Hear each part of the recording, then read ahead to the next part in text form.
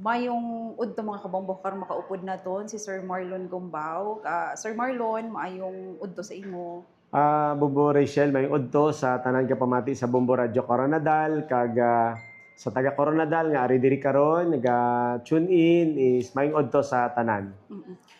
Sir Marlon, ang pamangkot ko, pila ang kabilugan nga kita sa nga syudad sa nga nagligad nga tuig kay subong 2026 kita. Sa 2025 sir, pila ang income sa nga syudad? Ang income ma'am sang syudad kumpara tong pag-renew sa business renewal lang siya is 143 million no sa sulod na sang 20 days nga nagkolekta kita.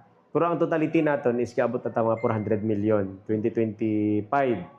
Pero sa karon ma'am, ang aton bing local revenue code, ang ordinance ta 2023 na-approve pero nag-epekto sa 2024. And short, sa 2025, ang aton nga renewal nga business one-stop shop is 143 million.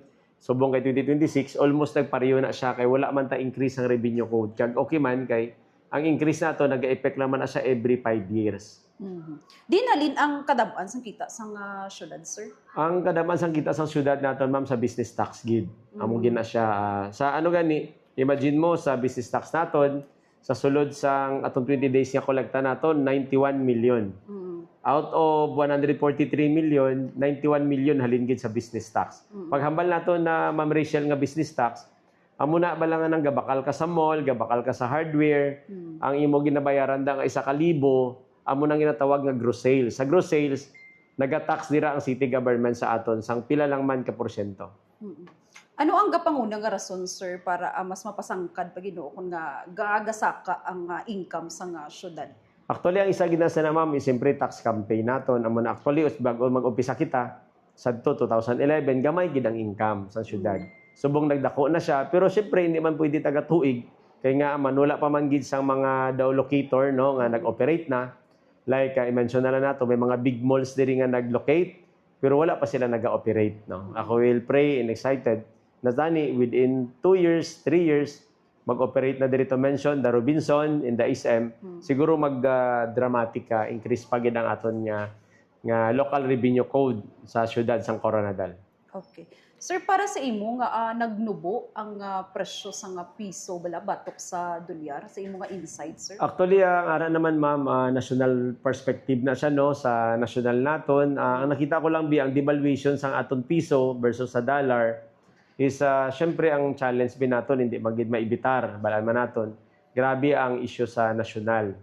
From the flood control, kaga with due respect naman na okay man gani kay siyempre ang aton nulis na ang good president naton siya gid ang nagano no siya gid na ningkamot. The only president naman nga naningkamot nga i-devolve gid ang problema sa corruption sa Pilipinas kag gina-appreciate nato na pero ang epekto hindi dayon binabi sa epekto sa businessman sa mga investor automatically mag-react sila hold anay ang investment wala sang dagko nga inflow from foreign makadto diri ma-invest investor amo na nga may devaluation gid sang piso naghina ang aton piso versus sa dollar ang ginaasahan ta na lang arang mga OFW ta ma-remit sila amo na nga mga silingwan nila mga new hero naton ang mga Filipino worker outside sa Pilipinas kay ang ila $1 pag sulod diri sulod gid wala na nagabalik sa ila amo nang ginagamit naton for consumerism sa ekonomiya sang Pilipinas pero ang challenge naton is again kung ano ilaging pasulod sa 2024 tiyan mo naman lang sa 2025 wala sang extraordinary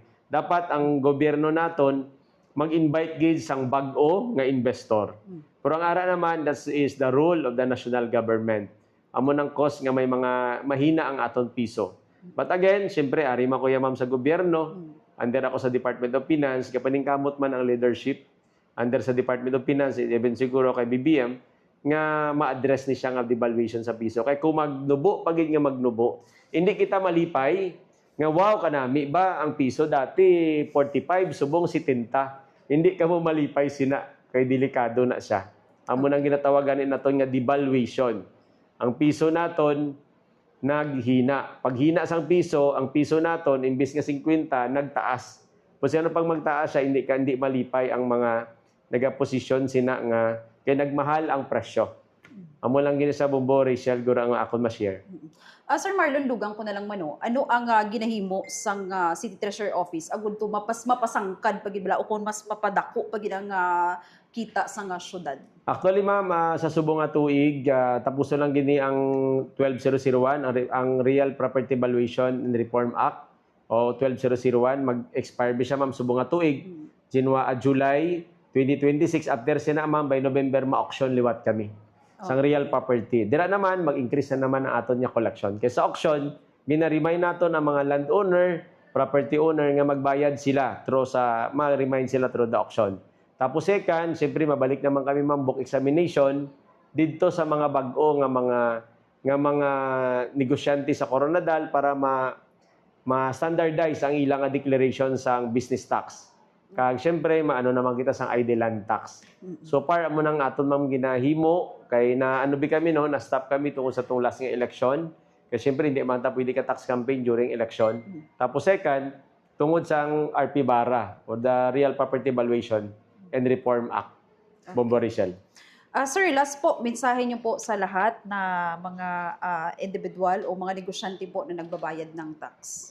Ang ako lang gipanawagan na Bombo Rizal sa tanan nga mga taga Coronadal nga mga taxpayer sang syudad kag sa tanan man nga hindi taga Coronadal pero may investment diri sa syudad.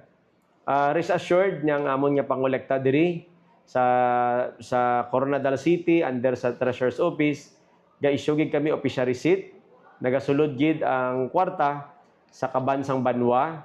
Kag amo man na ang ginagamit sang ato nya good mayor para sa mga project no ni Vice Mayor kag ni mga councilor nga makita naton nga ang syudad naton improvement siya no. Makita naton na kanami nagig kaayo amo na nga kamo ma'am kag sir hindi gid kamo matakaan magbayad sang tax sa syudad sang Coronadal. Kung ano man nagakatabo sa nasyonal didto toya. Kay kung isa mahagip di kami ma'am.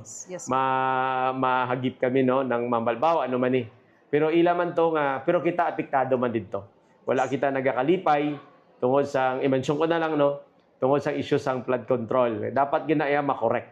O biskan ari ko sa gobyerno. Sa liwat, mabuhay ang Bumbo Radio Coronadal, mabuhay kita Bumbo Rachel kag good health and we will live and spread wellness sa aton kabuhi. Salamat. Sir Marlon, madamo gid nga salamat kag may udto sa imo. Thank you, ma'am.